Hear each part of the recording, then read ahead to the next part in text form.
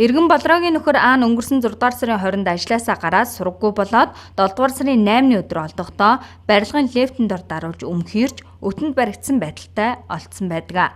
Алга болсон өдрөөс эхлүүлэн Болрон Чингэлтэй дүүргийн цагдаагийн байгууллагад хандсан боловч эрен хайх ажиллагаа эхлүүлэхгүй, өөрөөр хэлбэл хөгжлийн бэрхшээлтэй иргэн гэдэг утгаар нь үл томсорлсоор олон хоногийг өнгөрүүлсэн гэдгийг Болрон өөрийн фэйсбүүк хуудасаараа дамжуулан нийтэд илгэсэн. Цагдаагийн ерөнхий газараас Чингэлтэй дүүргийн цагдаагийн алба хаагчдыг ялгуурлан гадуурхаж, хүн суртал гаргасан эсхийг тогтоох албаны шалгалт явуулж эхлээд байгаагаа мэдэгдсэн. Хэрвээ энэ мэдээлэл олон нийтэд ил болоогүй бол хинч тоохгүй өнгөрөх нь ойлгомжтой. Мэдэгдэж байгаа нь энэ болохоос Болроо шиг олон мянган хөгжлийн бэрхшээлтэй иргэд иймэрхүү нөхцөл байдалтай тулгардаг гэж байгаа. Хамгийн гол нь харилцааны бэрхшээлтэй нүүр тулж байгаа тухай хөгжлийн бэрхшээлтэй иргэдийн нэгдсэн бүлэг захин хуудсын админ Цэнгэл бидэнд хуульчилсан юм а. За Мастлиз мэдээллийн мөрөөр сурвалжлага бэлтгэн та бүхэнд хүргэж байна. Тэгэхээр хөгжлийн бэрхшээлтэй иргэдийн эрх ашиг яг өнөөдрийн байдлаар маш ноцтой зөрчигдөж байгааг одоо Иргэн Болрогийн одоо мэдээлсэн мэдээлэлээс бол харж байна. Тэгэхээр бид одоо хөгжлийн бэрхшээлтэй иргэдийн нэгдсэн бүлгийн одоо тэргүүн одоо энэ хүнтэй уулзаад байна. Тэгэхээр өөрөөр админ гэж явах тий. За тэгэхээр өөрөө бас харааны одоо 100% бэрхшээлтэй гэж байгаа шүү дээ. Тэгэхээр хөгжлийн бэрхшээлтэй иргэдэд зам харгуугаас эхсүүлээд нэлээдгүй олон бэрхшээл бол тулгардаг. Мөн одоо энэ цагдаагийн асуудал сая хөндөгдлөө тий. Тэгэхээр яг энэтэй холбогдуулаад таны тайлбарыг сонсъё. За энэ яг бид нар бол жирийн хүмүүсийн адил бас л бүхий л одоо нийгмийн харилцаанд ордог. Цагдаа, хууль тий, натроод тэгээ одоо төрийн байгууллагуудаар үйлчлүүлэх бас хувийн хөвшлийн одоо үйлчлэгээний газруудаар ч гэсэн үйлчлүүлэх хэрэг маш их гардаг. Ерөөсөө жирийн хүмүүстэй адилхан. Гэтэл одоо бидний хувьд бол тулгардаг ийм тохиолддог бэрхшээл харилцааны бэрхшээлүүд их байдаг. Тэгээ одоо ер нь бол бидний хувьд бол одоо зам харгуу дэд бүтц гэдэг их ярьдаг ч гэсэн бас энэ яг харилцааны асуудал дээр бас их хөгжлийн бэрхшээлтэй иргэд бид нар өөрсдөө бас дуу хоолойгоо сайн өргөж хэлж явах хэрэгтэй. Тэр жишээ нь одоо цагдаагийн газар мөн натроод энэ хуулийн үйлчилгээ дээр хууль эрх зүйн үйлчилгээ эдгээр үйлчилгээнүүдийг авахд одоо яг тэр харилцаж байгаа хүмүүс маань одоо заавал гэрчийг байлцуул гэх юм уу те. Ерөөсөө яг шууд бид нартай яг хүн гэдэг утгаар ерөөсөө харьцдаг. Тэрнээс болж одоо эсвэл одоо цуг дагуулж аваа хүнтэй шууд харьцдаг ч юм уу те. Бичиг баримт гарын үсэг зурх болохоор заавал хүн байлцуул эдэргээд ерөөсөө ингээд яг хөндлөнгийн юм нэмэлт юм шаардаад байдаг. Тэд нар нь одоо яг тухайн цаг үед бидний хувьд бол бас биелүүлж болохооргүй тийм шаардлага болчиход байдаг. Тэгээ тиймэрхүү нөхцөл байдлуудаас болоод янз янзын харилцааны тийм эвгүй байдалд орох явдлууд зөндөө гардаг. Тухайлбал одоо тань дээр одоо жишээ нь натрат дээр ороход ямар хүндрэл очив? Зүгээр хамгийн наазах нь натрат дээр зүгээр иргэний үнэлгээ батлуулах гал ороход та гэрч байлцуулах хэвээр одоо итгэмжлэгдсэн төлөөлөгч байх хэвээр. Би уг нь тэр натрат хийж байгаа хүнтэй ингээд өөртөө ярилцаад би ингээд иргэний үнэлгээ натратаа баталгаажуулах гэж байна гэдэг ингээд хэлээд ойлголцоод байхад натратын хуулийн дээр тийм заалт байдаг.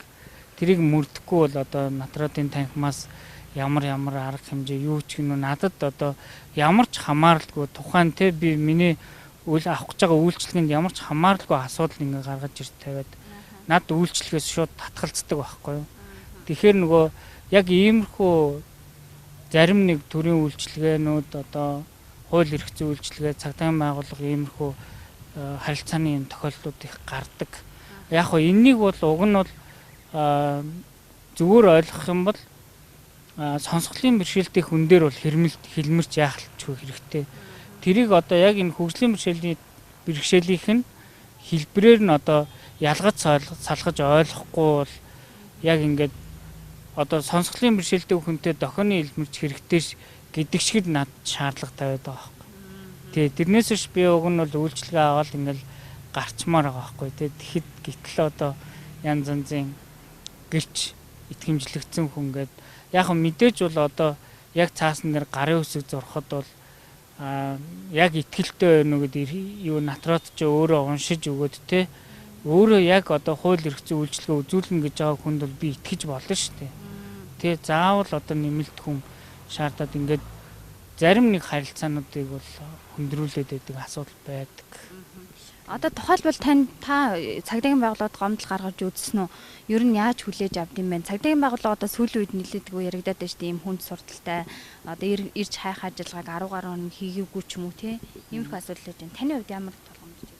Тэгээ яг хоо энэ одоо бүхэл байгууллагаар нь одоо ярих бол биш, энийг нэлээд нарийн авч үзэх хэрэгтэй юм шиг байна. Одоо яг тухайн одоо надад үйлчилж байгаа эсвэл тухайн албан хаагчийн одоо өөрийнх нь ажлын хариуцлага, ажилдаа хандж байгаа тий юу байдал эдэр тэгээд одоо яг энэ хүнд одоо ямар байдлаар үйлчлүүл хамгийн одоо зөв байх вэ гэдгийг боддгоо жирийн хүн шиг авч үзээд байдаг. Ингээд иймэрхүү нэг ойлголцлын тий нэг тийм харилцааны л асуудал байгаад байдаг л да. Миний хувьд бол 2 удаа цагдаагийн байгууллагад хандж байсан тий. Тэгээд яг янз янз л байсан. Эхний удаад бол би асуудлаа маш сайхан шийдвэрлээд авсан. Тэр маань бол одоо яг Сүхбаатар дүүргийн 1-р хилцсэн. Ингээд тэнд байсан яг тухайн үедээ бол надтай харилцаж байсан байцаагч жижүүрийн цагдаа эдэр бол маш сайн үйлчижсэн тий.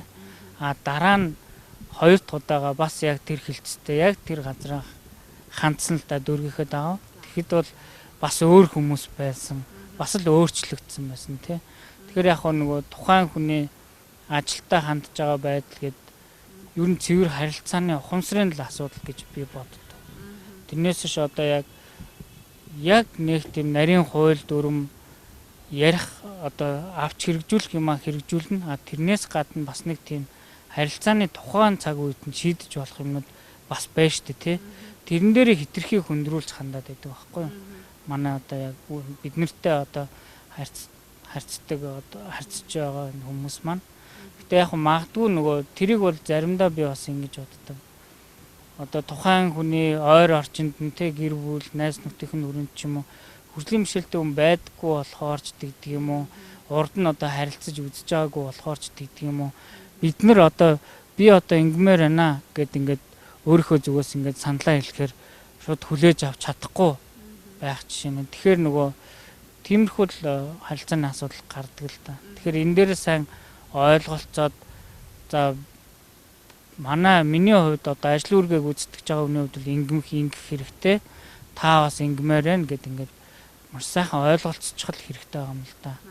Одоо энэ зам харгуугаас одоо бодит яг ийм нөгөө бит юмнасаа илүү те харилцаа гэдэг энэ чухал болоод ах шиг байна л да. Тэгэхээр хамгийн тулгамдсан асуудал харилцаа хөгжлийн бэрхшээлтэй иргэдэд байна уу? Тий.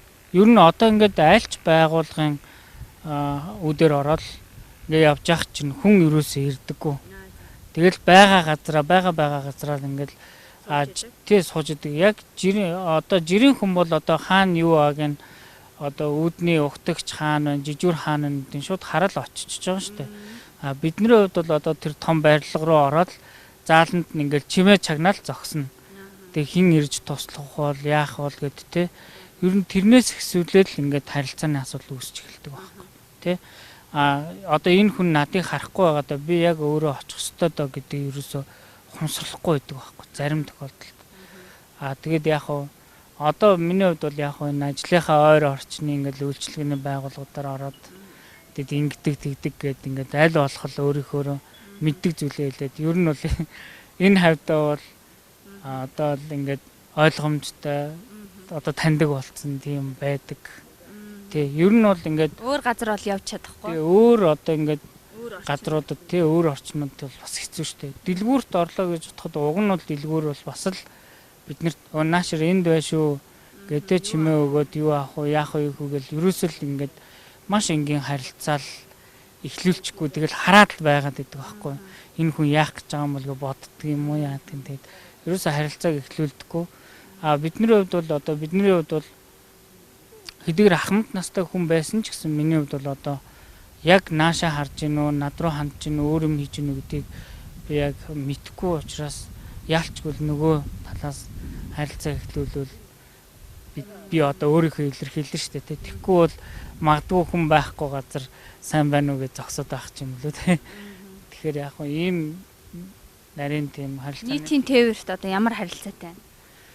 за нийтийн тээвэр бол заримдаа гайгүй штэ. Тэгэл хүний нөгөө нэг ачаалт байдаг юм шиг юм л да. Заримдаа их ачаалттай ядарсан хүмүүс бол уцаарладаг юм. Тэгтээ бол мэдээж тийх шаардлагагүй л дээ, тий. Уг нь өргөнд үйлчлэлтэй байгаа юм чинь маш соёлтой. Ер нь яг үйлчлэгээний соёл гэдэг юм бол манад бас яг ганцхан хөгжлийн бишэлтэй иргэн гихгүйгээр бас нэг сайн төлөвшөөгөл байх шиг надад бол санагддаг. За одоо энэ мэт одоо ингээд хөгжлийн бэрхшээлтэй иргэдэд тулгамдж байгаа асуудал бол ингээд зүгээр л нэг өдөр тутмын нэг мессеж шиг ингээд яригддаг асуудал болчихсон тий. Тэгэхээр одоо иргэн болормоо бол 10 гаруй хоног одоо иргэн хайх ажиллагаа, иргэн сурвалжлах ажиллагааг ингээд өгөөч ээ, явуулаад өгөөч ээ гэд гуугаад явуулааг байгаад байгаа штэ. Тэгэхээр та энэ нөхцөл байдлыг юу гэж харж байна? Энэ бол цэвэр яг ажлын хариуцлагагүй гэж л бодож байна. Тэгээд тухайн хүний яг тухайн иргэний хүсэлтийг хүлээж аваад тухайн цаг мөчтөнд л асуудлыг шийдвэрлэхгүй бол цагдаагийн байгууллага бол бас тийм одоо хариуцлагатай хурдан шурхай авах газар шүү дээ тий. Тэгээд яг ер нь бол тухайн байцаагчтай харилцсан байцаагч ямар одоо харилцааны хандлага гаргасан тий манай хөгжлийн бишэлтүүнд тэрнээс их юм босно л ах гэж бодож байна. Бидний хувьд бол ийм байдаг. Заримдаа очиж чадахгүй нөхцөл байдалд ордог байхгүй. Тэгэхээр магадгүй болроогийн хувьд бол очиж чадаагүй ямар нэгэн байдлаар утсаар ярьсан байлаа гэж бодоход тийм байдал ч гэсэн маш үнэн шударгаар хурдан шурхаа тий үйлчлэх ёстой байхгүй. Бид нар эхлээд ерөнхийдөө би бол утсаар ярихдаа ч гэсэн би энэ харааны бишэлтэй юм хөгжлийн бишэлтэй хүн байна гэж өөрийгөө хэлчихэд тэгээд дараа нь яг асуудлаа танилцуулаад ингээ явах юм бол ийм хүн учраас одоо энд бол биеэрээ ирэх боломжгүй ч гэдгийг ойлгож ухамсарлаа тий тухайн үйлчлэгийг хүргэж ч бас болно шүү дээ тий. Тэгэхээр ер нь бол энэ бол хариуцлагагүй тэгээд үйлчлэгийн бас яг энэ хөгжлийн бишэлтэй хүнтэй хайрцах тийм ухамсар бас дутагдаад л байна л та. Танд одоо яг ийм нөхцөл байдал тулгарсан бол яах вэ? Би ямар ч гэсэн бичгээр хандна л да. Тэгээ бичгээр хандаад ер нь бол бидний хувьд бол жаахан асуудлаа хоцроочих гээд байдаг. Яагаад гэвэл бид нэр яг тухайн цаг мөчтөө бусдтай адилхан шууд очоод ингээл уулзаал хаана бичгээгөө яах ийх ингээл шууд явчих тийм нөхцөл боломж жаахан хумс байдаг болохоор харьцангуй нөгөө асуудлаа тавихтаа хоцроод байдаг юмдаа хаана яахаа мэдэхгүй байдаг тий хаана хэнд нь очиж уулзаж бичгээ өгөхөө сайн мэдэхгүй тийм асуудлууд айгүйх гардаг шүү дээ. Тэгээд ядчил тэр цагдаагийн байгууллага руу одоо тэр Чингэлдээ дүргийн цагдаагийн хэлц рүү орлоо гэж бодоход хаана ямар самбраа ямар бичгээ тавиад тий анхааруулга өгсөн байцаагч нарын тэр юу нь одоо хараагүй хүмүүсийн хувьд сайн харагдах юм уу үгүй юм уу тий ингээл олон л юм байгаа. Одоо байцаагчийн нэр хаяг нь одоо тий тэгээд хүн болгон харьцагтаа нөгөө өөрийнхөө нэрийг хэлээд байхгүй тий. Тийм болохоор энэ бол харилцааны соёлтой л холбоотой харилцааны тийм хүнд итгэлтэй л харилцах шаардлагатай л да яалтчгүй хөгжлийн бишэлтэй юм тий. Яг одоогийн байдлаар болроотой адилхан ийм бэрхшээл туулж байгаа хүмүүс цөөнг байгаа бах тий. Ер нь байгаа. Ялангуяа сонсголын бишэлтэй хүмүүст бол их тохиолддог байх. Тэгээд бидний хувьд ч гэсэндээ одоо зам дээр ингээд янз янзын байдлаар машин чиргүүлэх, таягаа дайруулах ингээд янз янзын байдалд ороход шууд цагдаад хандах гэхээр аюу хэцүү байдаг байхгүй. Тэгээд нөгөө тухайн цаг үедээ мэдэгдэж чадаагүй ингээд л өнгөрчдөг янз янзын байдлаар хохироод үлддэг юмнууд маш их. Тэгээд нөгөө бидний хувьд нэг хэцүү нөгөө нотлох баримтаа өөрснөө бүрдүүлж чадахгүй тухайн үед одоо би жишээ нь шууд зураг авч чадахгүй шүү дээ тухайн цаг үед тэгэхэд ингээд нотлох баримт дутуу янз янзын нөхцөл байдал үүсээд ингээд хохироод үлддэг юм бол маш л их байна юм бол тийм. Өөрөө яг одоо ингээд сая нөхцөл боломж байхгүй гэдэг гэж штэ тий. Тэгэхээр одоо жишээлбэл амаар очиад за намайг одоо ингээд дайрчлаа гэдээ очиход цагдаагийн байгууллага хэрхэн хүлээж авах вэ? Ер нь яг уу тэгэл яг жижигүрийн юм бол албан шаардлагын дагуу бүртгэл авах л ах л та. Гэтэл нөгөө янз янзын нотлох баримт юу вэ? Та яг яасан ийс ингээд зарим байцаагч нар бол үнэхээр сайн нөхцөл байдлыг тодорхойлдог. Зарим нь бол ингээд сян занзал байдаг. Ер нь бол гэхдээ хэд хэдэн удаа одоо таксинд мөнгөө илүү төлөөд ч юм уу те таягаа дариулаад тэгээд тухайн үед нөгөө камер орчных нь камер юу байна энэ тэрийгээд судлаад ганц хоёр хандаж үзэх гэсэн боловч нөгөө нотлох юмгүй ингээд миний хувьд бол хохироод үлдчихсэн юм зөндөө нэлээд хэд байгаа шүү. Тий. Тэгээд тухайн үед нөгөө камер бичлэг хийгдээгүй энэ тэрийгээд тэгээ нотлогдож чадахгүй ингээд хохироод үлдсэн юм байдгийг. Тэгээ бид нөгөө яг орчин тойрноо яг тодорхой яг хэлж чадахгүй. Одоо жишээ нь миний тэнд тийм байсан, тийм хүн хажуугаар явж исэн гэд цагдаад очиод яг 100% ингээд харж исэн мэт одоо тодорхойлж чадахгүй болохоор ингээд зарим асуудлууд ингээд шийдвэрлэж чадахгүй ингээд өнгөрчдөг.